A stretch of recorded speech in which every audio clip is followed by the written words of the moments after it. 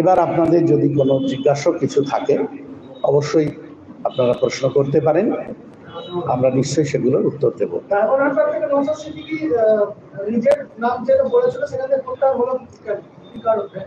দেখুন, একদম শুরুতেই যেটা বলতে চাই যে বারবার নওশাদ সিদ্দিকী সাহেব বলেছিলেন যে পার্টি যদি অনুমোদন দেয় তাহলে আমি ডায়মন্ড হারবার থেকে প্রতিদ্বন্দ্বিতা করব। উনি কিন্তু ইতিমধ্যে বারবার জানিয়েছিলেন, কারণ আমাদের পার্টিতে একটা গণতন্ত্রের প্র্যাকটিস রয়েছে, পার্টির রাজ্য কমিটি রয়েছে, পার্টির কেন্দ্রীয় কমিটি রয়েছে, সেই কমিটির অনুমোদনের বিষয়টা থাকে। সেই অনুমোদনের বিষয়টাকে প্রাধান্য উনি বরাবর শুরু থেকেই দিয়ে এসেছেন, এটা কিন্তু অস্বীকার করার কোনো জায়গা নেই। আমরা পার্টির কেন্দ্রীয় নেতৃত্ব বা রাজ্য নেতৃত্ব আমরা নওশাদ সাহেবকে প্রতিদ্বন্দ্বিতা থেকে বিরত রেখেছি। কতগুলো কারণ রয়েছে, সেই কারণগুলো আপনাদের বুঝতে হবে, আপনাদের সেগুলো আমরা বলতে চাই। নিশ্চয়ই আপনারা জানেন যে কথা আমরা বারবার বলে থাকি, সেটা হচ্ছে বিধানসভা একজনই প্রকৃত বিরোধী নেতা রয়েছেন।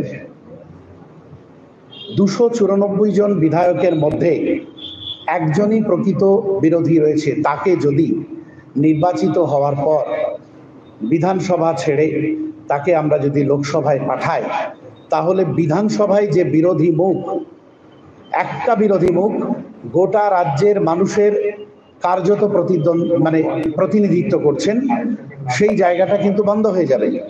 বিধানসভায় বিরোধী কণ্ঠস্বরকে যাতে রাখা যায় সেই কথাটা আমাদের বিবেচনা করতে হয়েছে। কারণ এটা আমরা সবাই জানি যে বিজেপি আর তৃণমূলের মধ্যে যে বোঝাপড়া থেকে একসময় বিজেমূল কথাটা কোনো রাজনীতিক বলেছিলেন, সেই বোঝাপড়াটা রয়েছে। তার ফলে সেখানে বিরোধী কণ্ঠস্বর নেই। বিধানসভায় আমরা অবশ্যই বিরোধী কণ্ঠস্বরকে রাখতে চেয়েছি, সেই জন্য আমরা প্রাধান্য দিয়েছি বিরোধী কণ্ঠ।